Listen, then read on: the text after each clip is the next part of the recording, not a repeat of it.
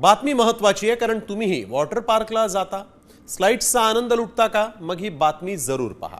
शिरूरमधील मोराची चिंचोली येथील वॉटर पार्कमध्ये पर्यटनाचा आनंद एका कुटुंबासाठी जीवघेणा ठरला आहे। वॉटर स्लाइड्सवरून घसरताना पाण्याची पातळी कमी असल्यामुळे महिलेचा अपघात झाला। अश्विनी नप्ते ही महिला पूलमध्ये खाली आपटल्यामुळे गंभीर जखमी झाली। या दुर्घटनेत त्यांच्या पाठीचे 4 मणके तुटल्याने त्यांचं अर्ध शरीर कायमचं निकामी झालं आहे। वॉटर पार्कमध्ये कोणतीही सुरक्षा न राखल्यामुळे आणि तातडीने रुग्णवाहिका उपलब्ध न झाल्यामुळे शिरूर पोलिसांनी आता वॉटर पार्कच्या मालकावर गुन्हा दाखल केला आहे।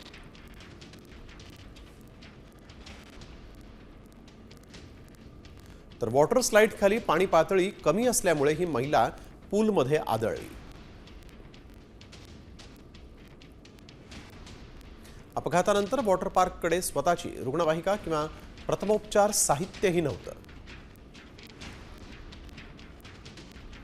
महिलेच्या पाठीचे 4 मणके तुटल्याने तिचं अर्ध शरीर निकामी झालं। पीडित कुटुंबाच्या फिर्यादीवरून जय मल्हार पर्यटन केंद्राच्या मालकावर गुन्हा दाखल झालाय।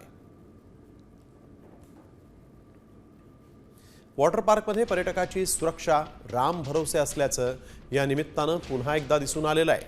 त्यामुळे उन्हाळ्यात जर कधी तुम्ही देखील वॉटर पार्कमध्ये जाण्याचा प्लॅन करत असाल तर मात्र काळजी घ्या।